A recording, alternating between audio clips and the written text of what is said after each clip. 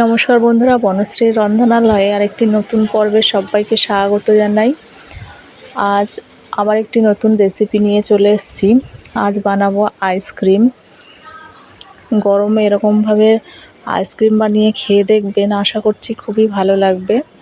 Ice cream বানানোর জন্য আমি এখানে 500 গ্রাম দুধ নিয়েছি, আর দুধটা ভালো করে ফুটিয়ে নেব। দুধটা ফুটিয়ে একটু ঘন করে নেব। 500 গ্রাম দুধ ফুটিয়ে একটু ঘন করে দুধটা কমিয়ে নেব।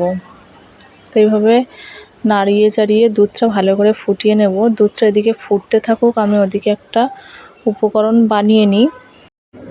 উপকরণটি বানানোর জন্য আমি এখানে নিয়ে নিয়েছি একটি মিক্সিং জার।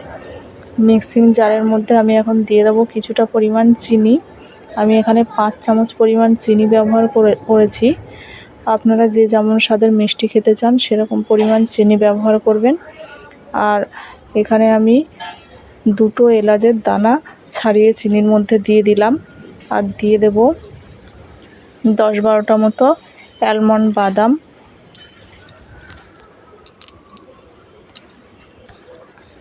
আর দিয়ে দেব কিছুটা পরিমাণ কাজু।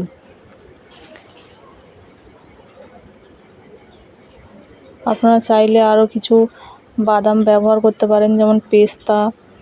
আমি আর সেটা দিলাম না। আমি এখানে এখন 10 টাকার যে আমুল স্প্রের গুঁড়ো দুধের প্যাকেট হয়, সেই প্যাকেটের 1 প্যাকেট এখানে দিয়ে দিলাম মিক্সিং জারের মধ্যে। দিয়ে এই সব কটা উপকরণ আমি এখন গুঁড়ো করে নেব। চলুন গুঁড়ো করে নিয়ে আসি। এই যে গুঁড়ো করে নিয়ে এসেছি। এখন একটু দেখিয়ে দিই গুঁড়োটা কেমন হয়েছে।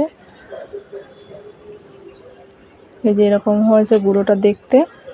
তো এটা এখন আমি একটু ঢেকে রেখে দিই।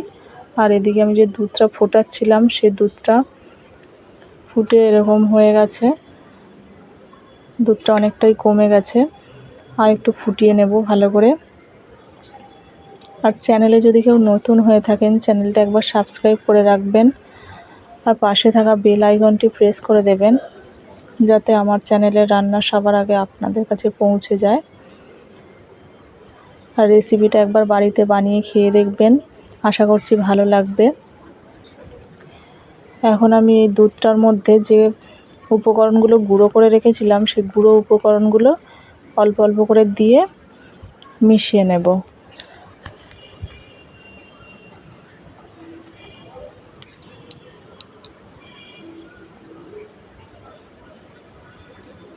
এরকমভাবে মিশিয়ে নেব। আর ওই গুঁড়ো উপকরণটা দুধের সঙ্গে মেশানোর পর দুধের কালারটাও একটু চেঞ্জ হয়ে যাবে হালকা।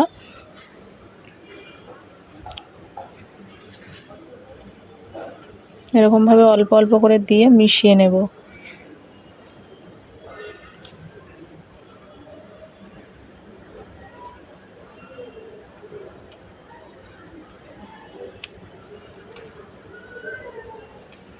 রেসিপিটা যদি ভালো লেগে থাকে একটা লাইক, শেয়ার, কমেন্ট করে দেওয়ার অনুরোধ রইল।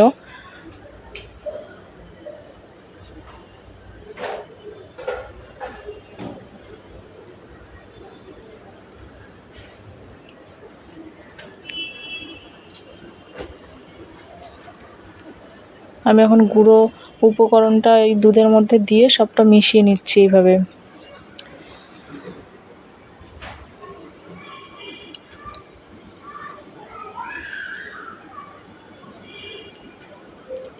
দুধটা আমার মেশানো হয়ে গেছে। এখন আমি এই দুধটা কিছুক্ষণ ঠান্ডা করতে রেখে দেবো, হালকা একটু ঠান্ডা করে নেব। হালকা ঠান্ডা হয়ে যাওয়ার পর আমি এখানে আইসক্রিম বানানোর জন্য কয়েকটা মোল্ড নিয়ে নিয়েছি। এগুলো আমরা আগে আইসক্রিম খেয়েছিলাম, সেই মোল্ড আমি গুছিয়ে রেখেছিলাম আর পরে আইসক্রিম বানানোর জন্য। তো সেটার মধ্যে আমি এখন এই মিশ্রণটা দিয়ে দেব। আর যেহেতু আমি 500 দুধের মিশ্রণ বানিয়েছি, সেই জন্য একটু কম হয়ে গেছে। আমি মোল্ডগুলো পুরো ফুল ভর্তি করে দিলাম না, হাফ হাফ করে দিয়ে আইসক্রিমটা বানাচ্ছি। আপনারা চাইলে একটু বেশি পরিমাণ দুধ দিয়ে বানাবেন।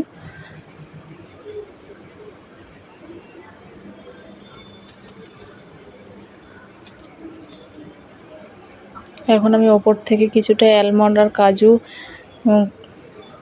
কুচিয়ে রেখেছিলাম সেগুলো ছড়িয়ে দিলাম।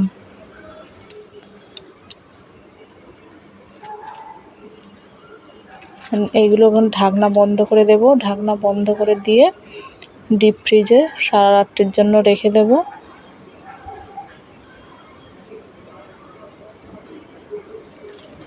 দিলে রেডি হয়ে যাবে আইসক্রিম। প্রথম থেকে শেষ পর্যন্ত যারা রেসিপিটি দেখছেন তাদের অনেক অনেক ধন্যবাদ। এইভাবে দেখতে থাকবেন, আর রেসিপি ভালো লাগলে একটা লাইক শেয়ার কমেন্ট করে দেবেন। সারা রাত্রির পর আমি আইসক্রিমগুলো বের করেছি ফ্রিজ থেকে। এই যে আইসক্রিমগুলো কেমন জমে গেছে দেখুন, কি সুন্দর হয়েছে। একটু উল্টে দেখিয়ে দিই, একদম জমে গেছে আর খেতেও খুব সুস্বাদু হয়েছে। একবার এইভাবে বাড়িতে বানিয়ে খাওয়ার অনুরোধ রইল। আজকের রেসিপি এই পর্যন্ত। সবাই ভালো থাকবেন, সুস্থ থাকবেন।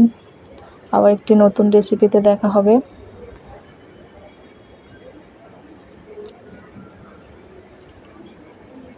সবাইকে অনেক অনেক ধন্যবাদ।